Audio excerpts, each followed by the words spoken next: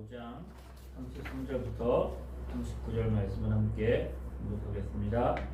제6시간에 온 땅에 어둠이 임하여 제9시까지 계속하더니 제9시에 예수께서 크게 소리 지르시되 엘리 엘리 라마 사박다니 하시니 이를 번역하면 나의 하나님 나의 하나님 어찌하여 나를 버리셨나이까 하는 뜻이라. 곁에 섰던 자 중에 어떤 이들이 듣고 이르되 보라 엘리야를 부른다 하고 한 사람이 달려가서 해면에 신 포도주를 적시어 갈대에 끼워 마시게 하고 이르되 가만 두라 엘리야가 와서 그를 내려주나 보자 하더라. 예수께서 큰 소리를 지르시고 숨지시니라. 이에 성소의 휘장이 위로부터 아래까지 찢어져 둘이 되니라. 예수를 향하여 섰던 백부장이 그렇게 숨지심을 보고 이르되 이 사람은 진실로 하나님의 아들이었도다 하더라. 아멘. 십자가로 은혜의 보좌 앞에 나가는 길이 열렸습니다. 예수님이 십자가에 못 박힌 장면입니다. 이번 주가 마가복음의 묵상을 마치고 이제 구약의 사무엘서를 한번 써내보려고 하는데요. 예수님이 십자가에 못 박힌 시간이 제3시라고 되어 있습니다. 3시. 그러니까 유대인은 시간이 우리랑 개념이 달라서 거기에다가 6을 더하면 됩니다. 그러니까 아침 9시에 오전 아침 9시에 예수님이 십자가에 못 박히셨습니다. 그리고 3시간이 지난 후에 6시가 되었습니다. 12시인 거죠. 지금까지 이제 해가 한참 밝을 12시가 되었는데 온 땅에 어둠이 임합니다. 어둠이 임하고 그것이 9시까지 오후 3시까지 12시부터 오후 3시까지 계속 어두움이 임했습니다. 햇빛이 하루 중에서 가장 밝게 비추는 시간에 어두움이 임합니다. 어두움.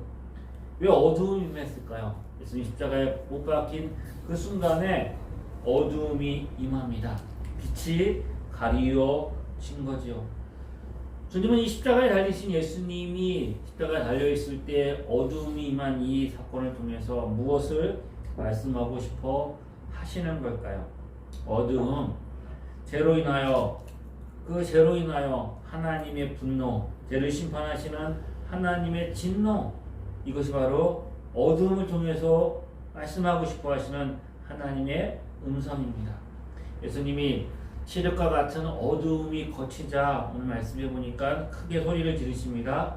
소리를 지르시면 하시는 말씀이 엘리 엘리 라마 사박다니 나의 하나님 나의 하나님 어찌하여 나를 버리셨나이까. 크게 소리를 지르셨습니다. 빛이 없는 어두움, 죄에 대한 하나님의 심판과 진노를 의미한다고 말씀을 드렸습니다. 하나님의 진노와 심판, 이 어두움은 하나님의 버리심. 성경에 보면 하나님의 버리심이 심판과 하나님의 저주의 핵심입니다. 십자가에 달린 예수님이 뭐라고 말씀하셨다고요?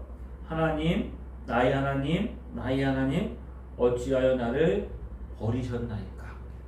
죄에 대한 하나님의 진노와 심판을 가장 분명하게 표현하고 있는 단어가 하나님의 버리심입니다. 많은 사람이 죽음을 맞이합니다. 여러 죽음이 있죠. 하지만 우리가 많은 사람들의 죽음 앞에서 특별히 오늘 예수님이 외치셨던 나의 하나님 나의 하나님 어찌하여 나를 버리셨나이까 라는 이 한마디의 고백이 없었다면 우리 예수님의 죽음을 우리가 역사 속에서 볼 수 있는 많은 위인들, 많은 영웅들, 죽음 앞에서 모든 사람들이 두려워하는데 그 죽음을 기꺼이 받아들인 사람들이 있습니다. 우리 그런 사람들을 보고 대단하다 이렇게 우리가 얘기를 하죠. 예를 들면 악법도 법이다 라고 말하면서 그 독자를 들었던 소크라테스. 적과의 전쟁 앞에서 내가 분명히 나가서 전쟁에서 질 게 분명해. 그러면 나의 가족과 나의 자녀들이 그 적들에게 포로를 잡혀가지고 수치스럽고 부끄러운 일을 당할 텐데 그러면서 칼을 들어서 자기 처자를 죽이고 장렬하게 전쟁터로 나갔던 계백장군. 그리고 잘 아는 일제의 그 항쟁기에 수많은 고문 가운데서도 자신의 의지를 굽히지 않고 그 순교의 길을 걸었던 많은 항일 우리의 그 선조들, 유가선 열사 같은 그런 죽음들을 보면서 우리는 그분들을 대단하다고 생각을 하죠. 의인이고. 그런데 예수님은 오늘 본문에 있는 그 예수님이 당하시는 죽음을 대하는 태도가 이들하고는 달랐습니다. 빌라도의 유대인의 법정과 빌라도의 법정에 끌려가셔서 뺨을 맞으시고 채찍을 맞고 가시관을 쓰시고 조롱과 고난을 당하시고 골고다의 십자가의 언덕을 오르셔서 십자가에서 모든 고통을 받아내신 주님이 의연하게 그리고 두려움 없이 그렇게 그 십자가에서 죽음을 맞이했다면 많은 사람들이 정말 예수님의 죽음을 보고 예수님을 다르게 평가했을지도 모르겠어요. 그런데 예수님 뭐라고 말씀하셨다고요? 나의 하나님, 나의 하나님, 어찌하여 나를 버리시나이까? 이 본문의 메시지가 우리에게 주고 싶은 것은 죄로 인한 인생이 가지고 온, 제가 우리에게 가지고 온 가장 큰 고통, 아픔, 절망, 슬픔이 뭐냐? 버림받는 거예요. 누구로부터? 하나님으로부터 버림받는 것이죠. 어두움이 찾아옵니다. 갑자기 정전이 되거나 가로등에 불이 꺼지거나 아니면 먹구름이 몰려와가지고 온 세상에 어두움이 찾아오면 낮에도 구름이 해를 가리면 어둡게 되어지는 거죠. 이렇듯 빛이 없는 것, 어두움이 찾아오는 것, 그것이 뭐라고요? 하나님을 떠난 인생들을 표현하는 성경의 모습입니다. 죄가 어두움을 가져옵니다. 뭐의 어두움일까요? 죄는 관계의 어두움을 가지고 하죠. 하나님과의 생명에서 끊어지는 치명적인 결과를 가지고 오는 거예요. 이 장면을 우리가 어디서 볼 수 있어요? 아담과 하와가 에덴 동산에서 하나님의 말씀에 불순종하고 죄를 범하죠. 선악과를 따먹어요. 뱀이 뭐라고 꼬셨어요? 네가 이걸 따먹으면 눈이 밝아져서 하나님같이 될 거야. 내가 하나님같이 될 거야. 밝아진다는 거예요. 어둠 가운데 있는데 너는 지금 어둠 가운데 있어. 그런데 이걸 따먹으면 더 밝아져서 빛 가운데 나갈 거야. 라고 유혹을 하죠. 그런데 선악과를 따먹고 범죄한 순간 아담과 하와가 어떻게 되었어요? 빛에 있었던 그들이 어두움으로 떨어집니다. 그때 하나님이 아담과 하와를 그냥 내버려 주셨으면 어떻게 됐을까? 어두움 가운데 내버려 주면 그들이 어떻게 됐다고요? 선악과를 따먹고 숨었어요. 그리고 자신의 수치를 가리기 위해서 무화과로 가렸어요. 말대로 어둠이 찾아온 것입니다. 예수님 하나님 말씀하셨지요. 선악과 알게 하는 나무 열매를 먹지 말라. 그걸 먹는 날에 내가 정령 죽으리라. 간기가 끼어진 거예요. 죽음이 찾아왔습니다. 어두움이 찾아왔어요. 영적으로 하나님과의 관계가 끼어진 거죠. 그리고 아담과 하와가 그 부부가 서로 그 사랑의 관계가 깨어져서 서로를 원망합니다. 서로를 탓하고 핑계를 대죠. 그리고 결정적으로 육체의 죽음이 찾아옵니다. 성경에 보면 로마서에도 보면 죄에 대한 하나님의 심판의 절정이 뭐예요? 하나님의 버려두심입니다. 그들의 생각대로 욕심대로 행함대로 내버려 두시는 거예요. 예수님은 아셨습니다. 그래서 겟세마네 동산에서 그렇게 기도하셨지요. 이 자를 내게서 옮겨 주십시오. 제가 가지고 오는 가장 큰 고통은 버려 두심입니다. 하나님과의 관계가 깨어지는 것. 십자가에 달려 예수님이 달려있을 때 어두움이 찾아왔습니다. 하나님의 진노와 심판이 그에게 임한 것이죠. 빛이 사라지고 어두움이 찾아온 것처럼 하나님과의 관계가 깨어진 것이 제 가장 큰 고통이기에, 그것이 아픔이기에 주님이 그 고통을 받아 드시는 것이 너무나 힘드셨어요. 할 수만 있으면 이제는 내게서 옮겨 주십시오. 땀방울이 빗방울이들처럼 예수님이 그렇게 기도하시는 것은 그 육체적인 고통 때문에, 죽음이 가지고 오고 있는 그 두려움 때문에 그것을 감당하기 너무 힘들어서 그것을 옮겨달라는 것이 아니었던 거죠. 하나님을 끊어지고 버림받는 것, 하나님 나를 돌보지 않으시고 하나님 내 기도를 듣지 않으시고 하나님 나와 함께 하지 않으시고 하나님 내 고통 가운데 침묵하시고, 그것이 제가 가지고 있는 가장 큰 고통, 아픔이었기에 주님은 십자가에서 엘리엘이라마 사막다니, 나의 하나님 나의 하나님 어찌하여 나를 버리시나이까. 우리 인생 살아가면서도 인간 우리가 그게 뭐 하나님과 관계가 아니더라도 인생에 살아가면서도 가장 큰 고통이 뭘까요? 버림받는 고통입니다. 부모로부터, 사랑하는 이로부터, 또한 나이가 이 땅을 살아가는데 누군가로부터 관계 속에서 버림받고 소외되고 홀로 있다는 것만큼 우리 인생을 힘들게 하고 어렵게 하는 일들이 없는 거죠. 이 땅을 살아가는 저와 여러분의 삶에서 가장 큰 우리 인생의 고통이 뭐냐? 내 삶에서도 하나님이 나를 버리셨다, 하나님의 은혜와 긍휼과 사랑을 받지 못한다 하는 것만큼 우리를 고통스럽게 만드는 일은 없을 것입니다. 그런데 어둠 가운데 있는 자들이 어둠을 알고 어둠에서 나와서 빛으로 가야 되는데, 그들이 어두운 가운데서 그 빛으로 나가지 않고 그 어두운 가운데서 그 세상이 주는 즐거움과 쾌락에서 그 기쁨을 찾고 거기에서 만족하고 허우적거리고 있는 거예요. 아무리 먹으셔도, 아무리 먹고 아무리 마셔도 배가 부르지 않아요. 아무리 물을 부어도 물이 차지가 않는 거예요. 아무리 주머니에 동전을 넣어도 남는 게 없어요. 터진 웅덩이고 터진 주머니고, 왜요? 만족이 없는 거예요. 어둠 가운데 있기 때문인 거죠. 예수님은 인간의 대신해서 고통당하시고 십자가에서 죽으심으로 하나님께 버림을 받으셨습니다. 예수님이 이 십자가의 길을 걸어가신 이유가 뭐라고요? 어둠 가운데 있는, 죄악 가운데 있는 저와 여러분을 구원하기 위해서인 거예요. 그러므로 십자가의 은혜로 말미암아 저와 여러분이 하나님의 은혜와 긍휼을 입게 되었습니다. 버림받은 자가 아니라 이제는 어떻게 해요? 하나님의 자녀로 부르셔서 하나님 우리와 함께 하신다고 약속하시는 거죠.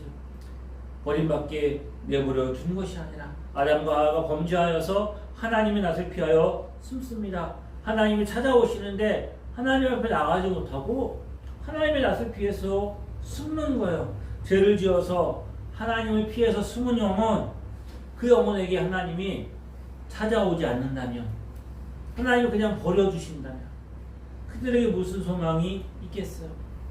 죄와 형벌 뿐인 거죠. 그런데 하나님이 아담과 하와를 어떻게 하셨어요? 버려두지 않으시고 찾아가십니다.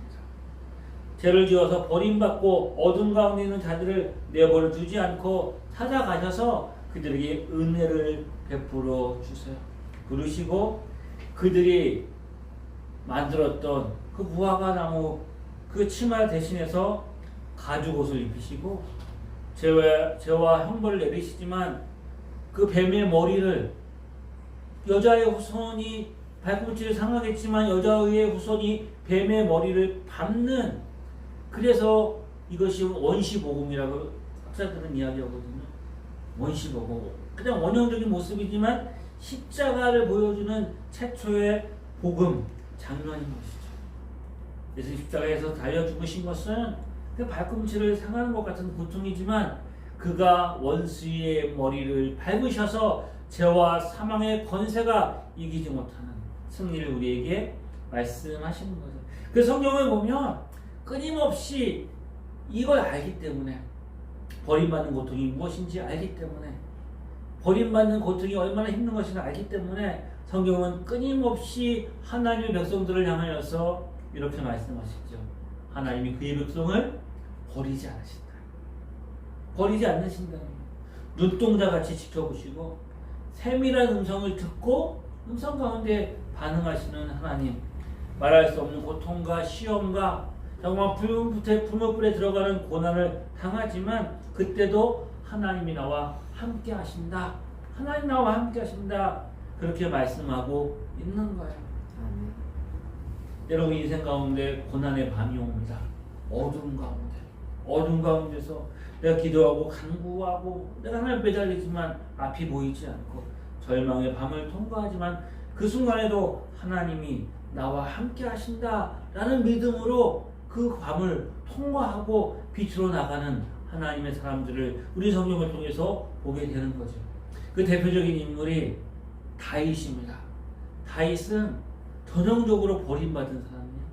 부모에게도 인정받지 못했죠. 엘리가 와가지고 그 아들들에게 기름 부어 왕으로 세우려고 할 때 아버지가 들에서 야단치고 있는 다윗은 부르지 않아요.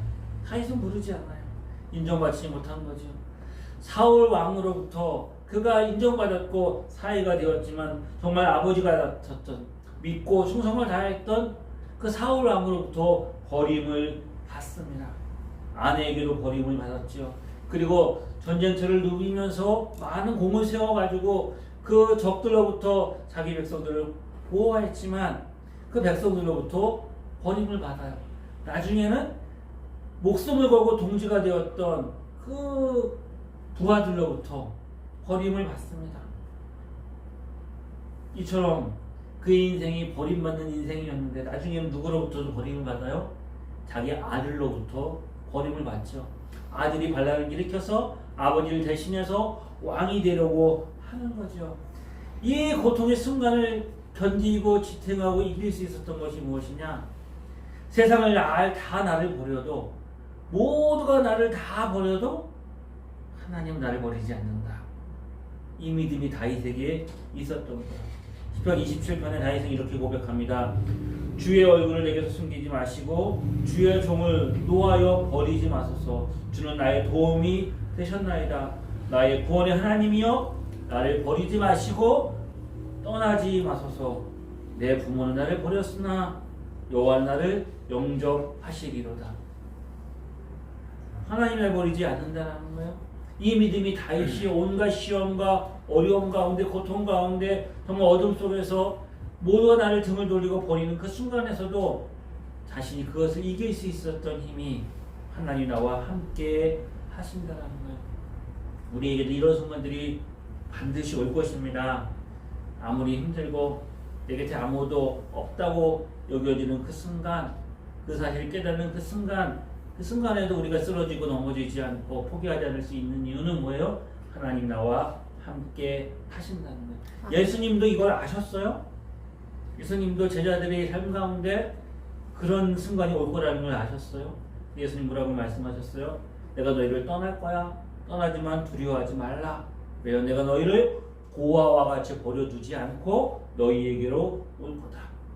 그래서 이 우리 삶에 하나님이 이 두려움과 염려와 연약함을 아시기에 우리와 함께 하시기 위해서 어떻게 하셨습니까? 성령 하나님을 우리 가운데 보내주셨어요.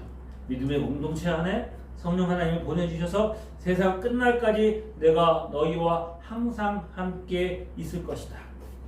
예수님이 십자가에 못 박히는 순간 오늘 본문에 보면 두 가지 사건이 일어났다고 기록하고 있어요. 하나의 사건이 뭐예요? 성전의 휘장이 찢어진 거예요. 위로부터 아래로 성전의 휘장이 찢어졌어요. 이스라엘 백성들이 출애굽을 합니다. 하나님 인도하심을 따라 나아가죠. 하나님이 우리와 함께 하신다. 하나님 보이지 않는 영이신 하나님이 우리와 함께 하신다. 그래서 그들이 어떻게 알 수 있었을까요? 하나님이 그 증거로 그들 안에 성막을 짓게 만드셨어요. 성막 안에 성소와 지성소로 나눠지죠.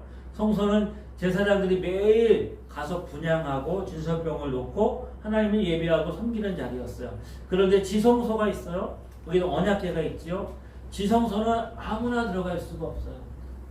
대제사장이 1년에 한 번 대속죄일에 어린 양의 피를 가지고 자기 백성들의 죄를 속하기 위해서 1년에 한 번 들어가는 거예요. 거기는 가리워져 있어요. 거룩한 곳이기에 하나님의 임재가 있는 곳이기에 죄인이 들어갈 수가 없는 거예요. 그 대제사장도 1년에 한 번 떨리는 마음으로, 그것도 그 대제사장이 혹시 거기서 하나님 앞에 진노를 서서 죽을까봐, 그러면 아무나 들어갈 수 없으니까 줄을 묶어가지고 그리고 방울을 달고 딸랑딸랑딸랑 소리가 나면 살아있구나. 그 소리가 안 나면 흔들어 보는 거예요. 그래가지고 움직임이 있으면 되지만 만약에 거기서 대제사장이 죽으면 어떻게 해요? 들어갈 수 없으니까 그 끈으로 끌어내야 되는 거예요. 그런 지성소를 가려웠던 휘장이 둘로 찢어진 거야. 왜 지성소가 그 하나님이 거룩한 임재의 장소가 장막 휘장으로 가려져 있었을까요? 왜 가려져 있을까요? 하나님께 나가는 것을 막는 거잖아요. 그 죄가 가로막혀 있는 거예요. 그 죄가 가로막혀서 들어갈 수 없는데 1년에 한 번 어린 양의 피를 가지고 하나님 앞에 나가는 거죠. 그런데 휘장이 찢어졌어요. 뭘 의미하는 걸까요? 예수님 십자가에 죽으셨을 때에 휘장이 찢어진 거예요. 예수님의 몸으로 그 피로 예수님이 찢기신 살과 피로 거룩한 하나님의 은혜의 보좌에 들어갈 수 있는 길이 열린 거죠. 더 이상 막힌 게 없는 거예요. 막힌 담을 허신 거예요. 열렸어요. 히브리서 4장 15절 16절을 보면 우리에게 있는 대제사장은 우리의 연약함을 동정하지 못하신 이가 아니요 모든 일에 우리가 똑같이 시험을 받으신 이로되 죄는 없으시느니라. 그러므로 우리가 긍휼한 심을 입고 때를 따라 돕는 은혜를 얻기 위해서 어떻게 한다고요? 은혜의 보좌 앞에 담대히 나가는 거예요. 담대히. 예수의 십자가의 보혈의 은혜가 있기 때문인 거죠. 예수님 십자가의 은혜의 보좌 앞에 누구든지 담대히 나갈 수 있다. 이게 어둠 가운데 있던 우리가 빛 가운데 하나님의 은혜의 보좌 앞에 담대히 나갈 수 있다라는 첫 증거, 증인이 오늘 본문에 등장합니다. 그가 누구냐면 백부장이에요. 백부장, 로마의 백부장입니다. 예수님이 숨이 거두는 그 순간에 그것을 보고 있었던 로마의 백부장이 이렇게 고백합니다. 이 사람이 진실로 하나님의 아들이로다. 이 사람이 진실로 하나님의 아들이다. 백부장은 로마의 군인이에요. 이방인입니다. 백부장은 누구에게 충성을 맹세해요? 로마 황제에게 충성을 맹세하는 사람이에요. 로마 황제 그들은 뭐로 섬겼어요? 로마 황제가 하나님의 아들 신이라고 그들은 그렇게 고백했던 사람들이에요. 로마 제국과 군대를 상징했던 이 백부장을 생각해 보세요. 로마의 법정 앞에 빌라도 앞에 예수님이 끌려왔어요. 예수님 신문을 받으시죠. 그 자리에 백부장이 서 있었을 거예요. 이제 바나바를 놔주고 예수님을 십자가에 못 박으라고 외치는 그 자리에도 있었을 거예요. 그리고 예수님을 채찍질로 때리고 조롱하고 비웃고 그 몰도 다 들었을 거예요. 예수님 골고다 십자가의 언덕길을 힘겹게 올라가는 그 장면도 그는 지켜보았을 거예요.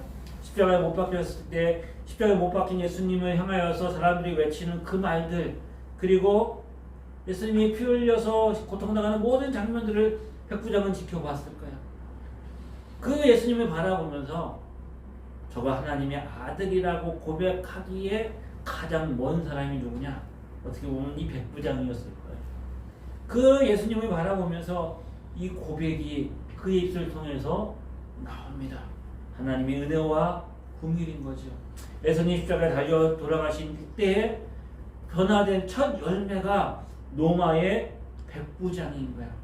예수님을 가장 믿을 수 없는 자리에 있었던 그 사람이 예수를 믿게 된 거죠. 에베소서 2장에 예수님의 십자가의 그 사건을 이야기하면서 우리가 아는 유명한 바울의 고백이 있지요. 예수님이 십자가의 피로 말미암아 막힌 담을 허신 거야. 우리 화평이신지라 둘로 하나를 만드사 원수된 것 곧 중간에 막힌 담을 자기 육체로 허셨다는 것. 이 둘을 유대인과 이방인을 한 세 사람으로 지어 화평하게 하시고 원수된 것을 십자가로 소멸하셔서 그들에게 평안을 주셔서 이 둘이 하나가 되어서 성령 안에서 아버지께 나아감을 얻었느니라. 예수 십자가로 피로 말미암아 모든 죄인이 예수님의 은혜로 구원받아 하나님의 자녀가 되기 위해서 예수님의 진노와 심판의 잔을 받으셨어요. 막힌 담을 허신 거죠. 제가 뭘 가져왔다고요? 관계가 파괴되었다고 말했잖아요. 이 관계를 예수님의 십자가로 화평케 하신 거죠. 예수님의 십자가로 예수님을 조롱하고 십자가에 못 박혔던 로마 군인도 유대교에서 여인의 증거는 증언으로 세지도 않았어요. 여인은 숫자에 세지도 않았어요. 근데 마가복음의 장면에 보면 예수님 십자가에 못 박혔을 때 멀리서만 예수님을 지켜보고 예수님을 장사하는 일에 앞장섰던 사람들은 여인들이었어요. 여인들이 그 부활의 새벽에 제일 먼저 그 무덤으로 달려가지요. 여인들이 회심하고 하나님의 교회의 핵심적인 인물이 되어집니다. 예수님을 십자가에 못 박으러 외쳤던 무리들이 있었어요. 그 무리들도 그리고 성경에 보면 예수님이 십자가에 달렸을 때 예수님이 장사되어져야 하잖아요.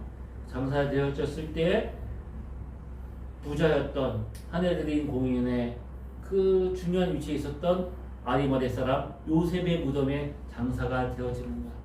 예수님의 실신을 내려서 자기 무덤에 장사되어지는 것은 제자들 다 부인하고 떠났는데 누가 보더라도 아리마대 요셉의 그 신분과 위치에서 보면 쉬운 일이 아닌 거죠. 그럼에도 불구하고 아리마대 요셉이 자기의 무덤에 예수님을 장사 지낸다는 것,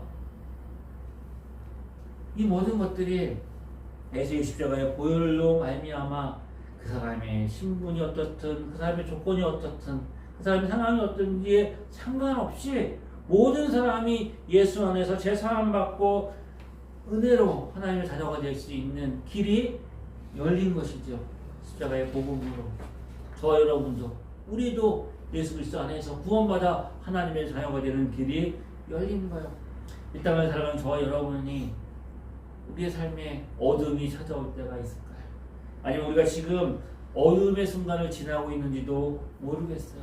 그 어둠의 순간은 우리 때로는 고난이라고 말하고 시험이라고 말하고 시련이라고 말할 수 있을 거예요. 결핍이 있고 아픔이 있고 외로움이 있고 두려움이 찾아올 거예요. 아무도 나를 알아주지 않는다는 그 깊은 탄식이 우리 가운데 있을 거예요. 세상 모든 사람들이 나를 버리고 손가락질하는 그 순간, 그 외롭고 고독한 순간에도 기억해야 될 것은 은혜로 들어가는 보좌의 문이 열린 거예요. 하나님의 은혜의 보좌 앞에 담대히 나갈 수 있는 길이 열려 있어요. 하늘의 문이 열려 있다니까요. 십자가로 그 길이 열렸어요. 그 길이 열렸다는 것에 대한 하나님의 메시지가 뭐라고요? 내가 너와 함께하고 있다. 내가 너와 함께 한다는 것. 여러분, 그 십자가의 은혜로 말미암아 열린 그 길을 담대히 나가서 은혜 보좌 앞에서 하나님을 찾고 구함으로 우리가 불렀던 찬양처럼 내 영혼의 그 평안함을 빼앗기지 않고 내 삶의 하나님의 은혜들을 기대하며 우리가 어디에 있든지 어느 순간에 있든지 그 하나님 주신 평강들을 누리고 기쁨으로 하나님의 은혜 앞에 나가는 복된 은혜 삶이 우리 모두에게 있기를 주의 이름으로 축복합니다. 기도하겠습니다. 십자가로 말미암아 은혜의 길이 열렸습니다. 아버지 하나님, 두렵고 의심하며 걱정하며 염려하며 사탄마귀 어둠의 권세는 끊임없이 우리를 유혹하여서 우리를 미혹하여서 그 길로 나가지 못하도록 우리의 발목을 잡습니다. 때로 우리의 제약이 하나님 우리의 관계를 멀게 해서 하나님의 은혜의 보좌 앞에 나갈 수 없도록 정죄하고 우리 두려움에 빠지게 만들 것입니다. 성령 하나님, 그때 복음의 십자가의 은혜가 무엇인지 우리에게 비추어 주시옵소서. 어두운 가운데 있지 않게 하시고 빛으로 나갈 수 있도록 진리의 빛을 우리 가운데 비춰 주시옵소서. 은혜의 보좌에 담대히 나갈 수 있도록 성령 하나님, 하나님의 사랑과 은혜를 우리 마음속에 비춰 주시옵소서. 그래서 하나님의 은혜 안에 붙들림 받게 하시고 어느 순간 어느 자리에 있든지 하나님의 은혜의 보좌 앞에 달려가서 거기에서 생명을 얻고 쉼을 누리고 평안함을 누리고 기쁨을 누리고 용기를 얻고 다시 한번 일어설 수 있는 그런 하나님의 은혜가 우리한테 날마다 부어지게 하여 주시옵소서. 아멘. 예수님의 이름으로 기도드립니다. 십자가에서 우리를 위해 흘려 구원을 이루신 예수 그리스도의 은혜와 우리 사랑하신 하나님의 크신 사랑하심과 성령의 함께하심이 주를 믿고 의지하며 이름으로 승리하기를 소망하는 하나님의 자녀들 위해 지금도 영원히 함께하시기를 간절히 축원하옵나이다. 아멘.